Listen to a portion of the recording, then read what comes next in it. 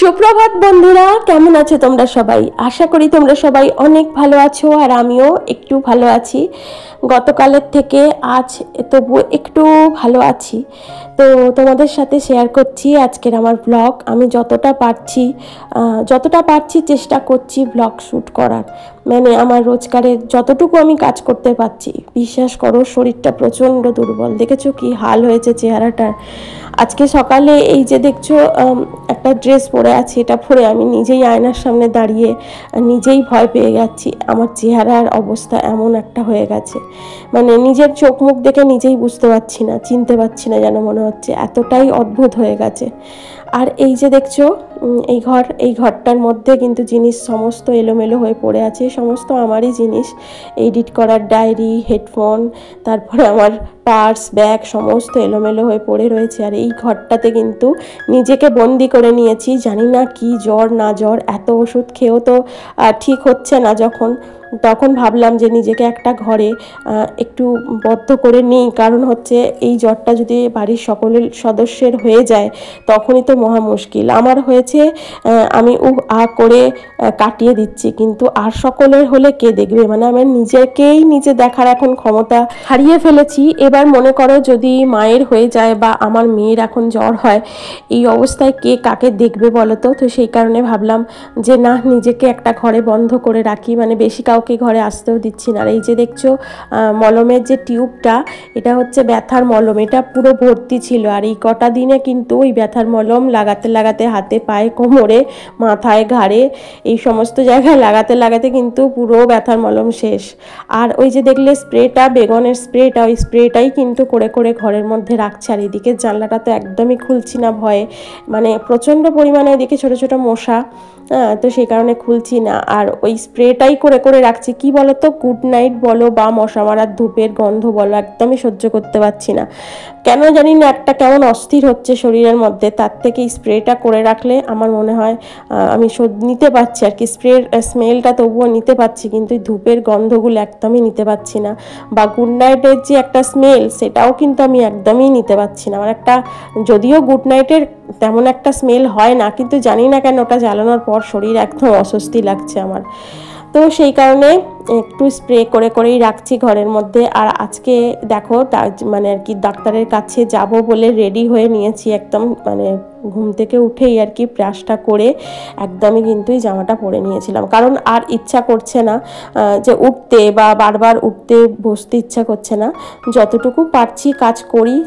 এবার দেখো, একদম তো আমি তোমাদের বলি যে আমি যখন একদম বিছানা সজ্জা হয়ে যাই তার আগে পর্যন্ত আমি কিছু বন্ধ করি না। আমি মোটামুটি সমস্ত কিছু করতেই থাকি আস্তে আস্তে। মানে যখন আমার একটুখানি শরীরটা ঠিক হয় তখনই উঠে মোটামুটি একটু কাজ করে নেওয়ার চেষ্টা করি। আর এই যে দেখছো বাসি ঘর, এটাকে কিন্তু ঝাড় দিয়ে ভালোভাবে পরিষ্কার করে নিয়েছিলাম আস্তে আস্তে করেই, ওপর থেকে নিয়ে নিচ পর্যন্ত। আর এই যে দেখছো ম্যাগি, আর এই ম্যাগি হচ্ছে আজকের জলখাবার। আজকের কিন্তু মেয়ে স্কুল আছে, তো সে কারণে মেয়ে স্কুলও যাবে, আর ওকে এই টিফিনে ম্যাগি দিয়ে দেবো, আর মনের বাপিকেও এটাই দিয়ে দেবো আর কি। তো দেখো মনের বাপি আজকে একটু হেল্প করে দিচ্ছে আমাকে। তো একটু আলু, গাজর, মানে আর কি পেঁয়াজ, এটাই আর কি কেটে দিচ্ছে। যেটুকু আনাজ ফ্রিজে ছিল সেটা দিয়েই আর কি করে নিচ্ছি। ক্যাপসিকামটা থাকলে ভালো হতো, আর একটু টেস্টি হতো। যাই হোক, ক্যাপসিকাম ঘরে ছিল না, তাই যেটা যা ছিল সেটাই আর কি দিয়েছি ওকে। বসে বসে কাটছে, কেটে নিচ্ছে। তো এইটুকুই হেল্প করেছে, এটাই আমার কাছে অনেক, জানো তো। মানে এই কাজটাই অনেক। যতক্ষণ ও কাটছিল ততক্ষণ কিন্তু আমি একটুখানি জাস্ট শুয়েও ছিলাম, মানে একটু জাস্ট রেস্টও পেয়েছি। একটুখানি শুলেই যেন মনে হচ্ছে উঠবো না, আর উঠতেও ইচ্ছা করছিল না, জানো তো। তো যাই হোক, উঠে মোটামুটি এই সমস্তটা ভেজে নিলাম। ভেজে নিয়ে কিন্তু তারপর ম্যাগিটাও এর মধ্যে দিয়ে দেবো। দিয়ে সমস্তটা একসাথে নাড়াচাড়া করে এর যে মশলাগুলো আছে, মানে যে ফ্লেভারটা আছে আর কি, সেটা দিয়ে ভালোভাবে নেড়ে নেবো। দিয়ে মেয়েকে দিয়ে দিয়েছিলাম, আর মনের বাপিকেও দিয়ে দিয়েছিলাম। দিয়ে তারপর কিন্তু চলে গিয়েছিলাম ডাক্তারের কাছে। তো ডাক্তারের কাছে গেলাম তো ঠিকই, কিন্তু ডাক্তার যা বললো শুনে তো আমি মাথায় হাত দিয়ে দিলাম। যাই হোক, কি বললো না বললো সেগুলো তোমাদের সাথে শেয়ার করছি। তো ওনার কাছে গিয়ে সমস্তটা সত্যিই বললাম যে প্যারাসিটামল খেয়েছিলাম, আমি ভাবছিলাম যে হয়তো 3 দিনের মধ্যে জ্বরটা নেমে যাবে বা জ্বরটা কমে যাবে, কিন্তু কোনোভাবেই কমলো না। উপরন্তু আমার শরীর আরও আর কি খারাপ হতে যাচ্ছে। আমার নিজস্ব শরীরে কোনো রকম ক্ষমতা নেই, উঠে দাঁড়িয়ে যে কাজকর্ম করব সেটাও ইচ্ছা করছে না। আর এখন কি হচ্ছে বলো তো, এই 1-2 দিন প্রথম জ্বরের মধ্যে কিন্তু ঘুমও হচ্ছিল। এই 1-2 দিন ধরে আমার কিন্তু চোখ থেকে ঘুমও চলে গেছে। মানে শুয়ে আছি নামে রাতেও আর দুপুরেও, মানে এপাশ থেকে ওপাশ করছি, ওপাশ থেকে এপাশ করছি, এতটুকু চোখে ঘুম নেই, মানে ঘুমই আসছে না। ভাবছি একটু ঘুমিয়ে নিলে হয়তো শরীরটা তবুও ঠিক হয়ে যাবে বা শরীরটা একটু চাঙ্গা হবে, মাথাটা একটু হালকা হবে, কিন্তু ঘুমই হচ্ছিল না। তো যাই হোক, ডাক্তারবাবুকে বলতেই তো উনি খুব প্রথমে বকাবকি করলেন যে এতটা দেরি করে প্রথমে গেছি। অবশ্যই বকা খাওয়ারই ব্যাপার, আমি অনেকটাই দেরি করে নিয়েছি আর কি ডাক্তারের কাছে যেতে। যাই হোক, তো প্রথমে তো ভাবিনি যে এতটা বাড়াবাড়ি হয়ে যাবে, ভাবলাম যাই হোক প্যারাসিটামল খাই। এর আগেও তো একবার হলো বেশ 1-1.5 মাস আগে, তো তখন প্যারাসিটামল খেয়েই তো দেখলাম কমে গেল, এবারেও হয়তো কমে যাবে। তো কমবে না যে সেটা তো আমি বুঝতে পারিনি। যাই হোক, গেলাম, ডাক্তারবাবু বললেন যে ওষুধ দিচ্ছি, মানে 3 দিনের ওষুধ দিয়েছেন উনি, 3 দিনও দেখতে বারণ করেছেন। মানে ওই 1 থেকে 1.5 দিনের মধ্যে যদি জ্বর না কমে তাহলে কিন্তু ব্লাড টেস্ট করতেই হবে। এটা কিন্তু উনি লিখেও দিয়েছেন আর মানে মুখে বলেও দিয়েছেন যে অবশ্যই কিন্তু ব্লাড টেস্ট মানে মাস্ট করতেই হবে। তো কি কি টেস্ট করতে হবে সেগুলোও তিনি মানে আর কি প্রেসক্রাইব করে দিয়েছেন। যাই হোক, দেখি এখন ওষুধটা খেয়ে ঠাকুরকে ডাকছি যেন ঠিকঠাক হয়ে যায়, জ্বরটা যাতে নেমে যায় বা কমে যায়। তো এদিকে দেখো, এই যে একটুখানি ওই কলমি শাক নিয়ে এসেছিলো মনের বাপি, আর এই যে মাটন নিয়ে এসেছিলো। যেহেতু কিছু খেতে পাচ্ছি না, মুখে একদমই স্বাদ নেই, তাই ওই ঝাল ঝাল করে একটু মটনের ঝোল করব। তো সেটাই মা বললো একটু চুমুক দিয়ে খাবে, একটা কাপে দিয়ে দেবো, সেটাই চুমুক দিয়ে খাবে, দেখবে মাথাটা ছাড়বে, মুখটা ছাড়বে। জানি না কতটা কি হবে, কিন্তু মা বলেছে যখন তখন তো একটু করতেই হবে। তো সেই কারণে একটু ঝোল ঝোল করে ওই চিকেন করব, এই সরি মাটন করব। তো ওই মাটনটা আমি এভাবেই করি। এই যে দেখো, ভালোভাবে ধুয়ে নিয়েছি, তাকে ধুয়ে নিয়ে কিন্তু প্রেসারে দিয়ে নুন হলুদ, লঙ্কার গুঁড়োটা দিইনি আজকে, নুন হলুদ আর একটু সরিষার তেল, এইটা দিয়ে কিন্তু আমি প্রেসারে সিটি দিয়ে নেব। বেশ 2 থেকে 3টে আমি সিটি দিই, মানে 2 থেকে 3টে সিটি দিয়ে আমি বন্ধ করে রেখে দিই প্রেসারটা, তার মধ্যে কিন্তু মাটনটা সিদ্ধ হয়ে যায়। তো সিদ্ধ হয়ে যাওয়ার পর কিন্তু আমি তারপর কিন্তু মশলা কষিয়ে রান্না করব। আর এইদিকে দেখো, মাটনে তো আলু না দিলে ভালো লাগে না খেতে, কিন্তু আমার মেয়ের মটন কষাই ভালো বাসে আর কি। মটন তো এমনি খেতে চায় না, যদিও বা 1 পিস বা একটু খায়, তাহলে ওর ওই কষা কষাটাই ভালো লাগে। যাই হোক, আজকে তো ওইভাবে করব না, আজকে ওই আলু দিয়েই করব, ঝোল আর ভাত, আর ওই তো দেখলে শাক ভাজা হবে আর কি। তো সেটাই। আর এদিকে দেখো, আলুর মধ্যে নুন হলুদ এই সমস্তটা মাখিয়ে দিয়েছি, মাখিয়ে নিয়ে এবার ভালোভাবে তেলের মধ্যে দিয়ে ভেজে নেবো। গ্যাসটাকে একদম আস্তে করে দিয়ে ভাজবো। এতে কী হবে, আলুটা মোটামুটি ধরো 70% আর কি মানে হয়ে যাবে, রান্না হয়ে যাবে। আর এভাবে চাপা দিয়ে দিয়ে ভাজলে না বেশ তাড়াতাড়ি আলু ভাজা হয়ে যায়। আর এদিকে দেখো, মনের বাপি ওই আদা রসুন পেঁয়াজ এই সমস্তটাই কেটে কুটে দিয়েছে, আর এদিকে আলু ভাজাটা হচ্ছিল। আর এদিকে দেখো, মেয়ের বায়না পোলাও খাবে, তাই ওই পোলাওর জন্য কামিনী আতপ চাল ভিজিয়ে দিয়েছিলাম। এদিকে তো সাদা ভাত করেইছি অল্প, আর এদিকে দেখো আবার একটু কাঁকরোল ভাজাও মা করেছে, এটা দেখছি আর কি ডাক্তারখানা থেকে এসে। আর এদিকে তো শাক ভাজা ছিলই। আর এই যে দেখো, মাটনটাও সিদ্ধ হয়ে গেছে, মাটন সিদ্ধ হয়ে গেছে, আলু ভাজা হয়ে গেছে, আর এদিকে পেঁয়াজটাও ভাজতে দিয়ে দিয়েছে। আর বেশি কিন্তু তেল দিইনি, ডাক্তার এমনিই বলেছে একটু লাইট খাবার খেতে। এখন যে কটা দিন জ্বর আছে শরীরে, মানে যে কটা দিন আমি সুস্থ না হয়ে উঠছি, রিচ খেতে কিন্তু ডাক্তারবাবু নিজেই বারণ করেছেন, একটু হালকা খাবার খেতে বলেছেন। তো মুখে একে রুচি নেই, তার মধ্যে কি সিদ্ধ শুকনো খাবো বলো তো, সেটাই ডাক্তারবাবুকে বলছিলাম। ডাক্তারবাবু এমনিই আমি কিছু খেতে পাচ্ছি না, তার মধ্যে আপনি বলছেন আবার একটু লাইট খেতে।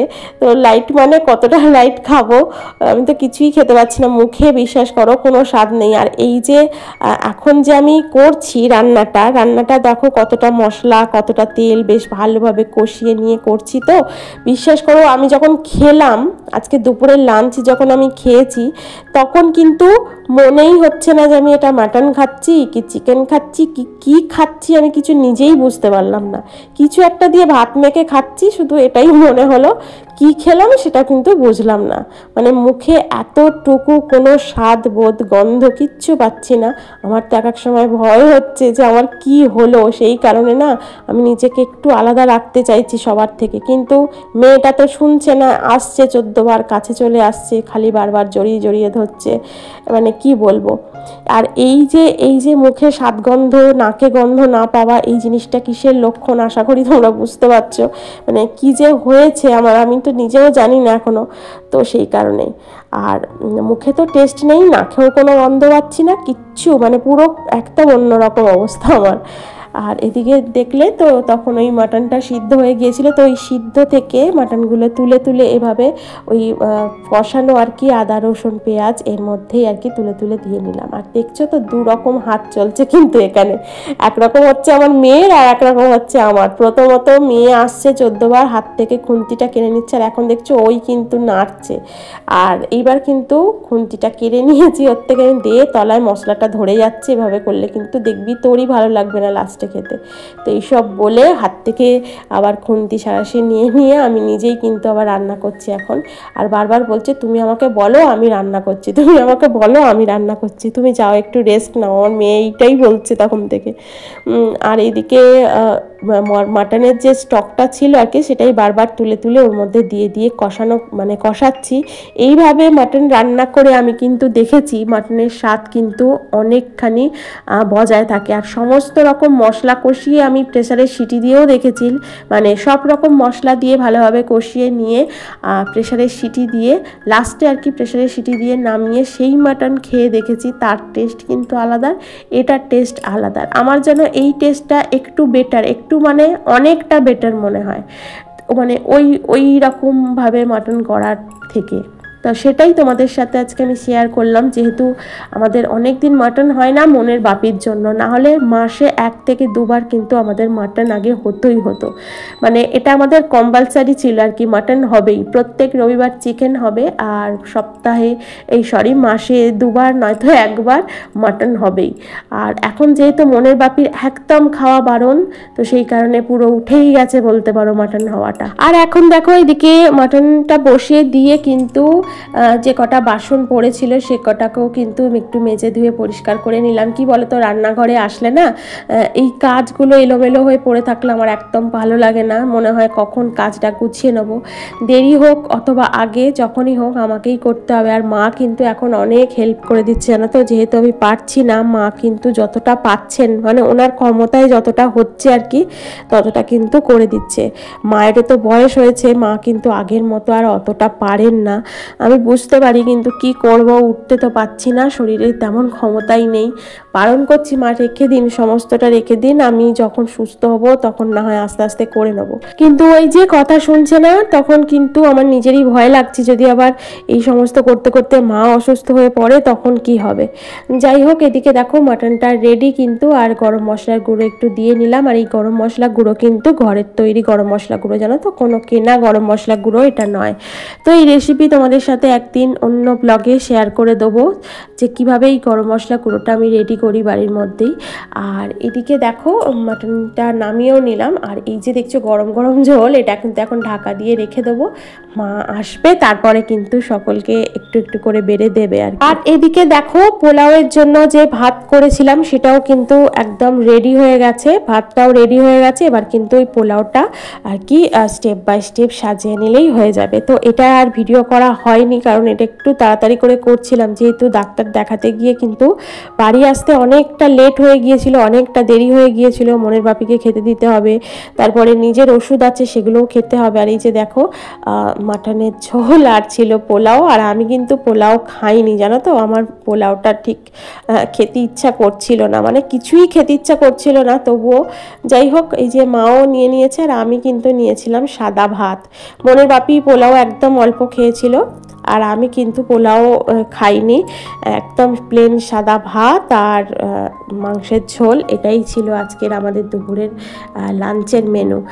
আর এই যে দেখো একটুখানি জাস্ট রেস্ট নিয়েছি, তারপর কিন্তু আবার মেয়েটাকে নিয়ে পড়তে বেরোতে হয়েছে, কারণ মনের বাপির আবার ডিউটি আছে, সে তো ওইভাবে যেতে পারবে না, সেই কারণে আমাকেই নিয়ে যেতে হলো বাড়ি ফিরতে ফিরতে, যেহেতু একটু রাত হয়ে যাবে।